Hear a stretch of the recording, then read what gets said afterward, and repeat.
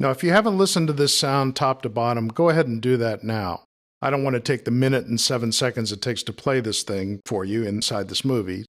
After you've listened to it, I hope you agree with me that this sound effect has 4 distinct components.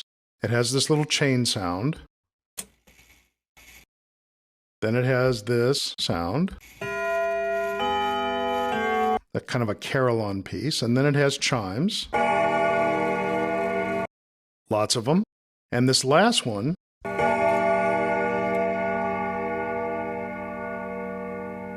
has a long decay, which in audio we call ring out. If you're a longtime Pro Tools user, you're used to working with regions. Pro Tools 11 doesn't use regions, it uses clips. And that change happened with Pro Tools 10. So I'm going to try and always say the word clip. But as an old-time Pro Tools guy, sometimes I slip into region once in a while. But let me try and catch myself if I do. So we're going to divide the sound into those 4 clips. The entire sound is currently a clip, with those 4 components merged together. What's a clip? A clip is a waveform with a beginning and an end. And when we chop this up, we'll have 4 smaller clips. Using my command bracket is under the equals key.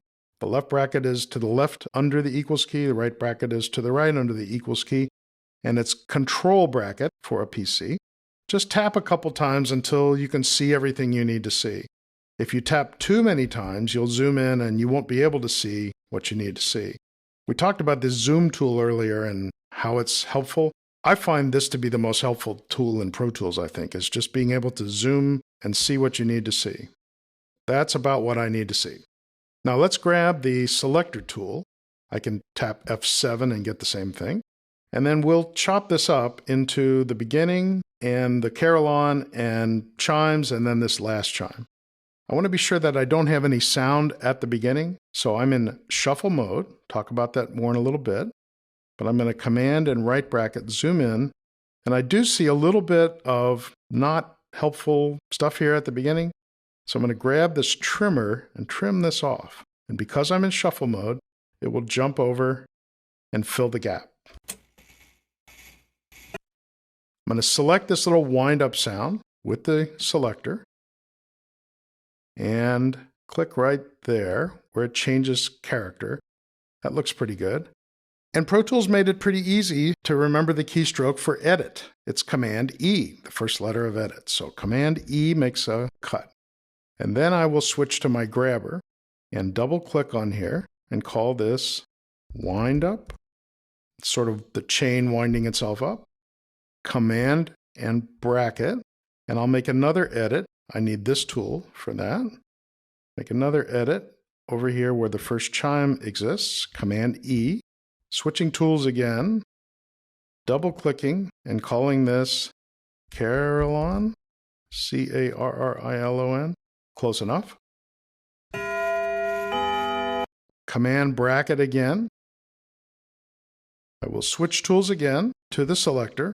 Click at the end of the first chime. We already have defined the beginning of the first chime. Command E again. Switch tools to the grabber. Double click and call this chime, C-H-I-M-E. And then this very last one, I will switch tools again to the selector, edit this one, switch tools to the grabber, double click and call this C-H-I-M-E, ring out. So go ahead and chop this up into those 4 pieces. Now, if you're not perfect with your region selector, if you're not clicking exactly where you want to click, if you're getting too far one side or the other, that's okay. You get better with practice. And once you've got this chopped into those 4 pieces, go ahead and open the next movie and we'll talk about non-destructive editing.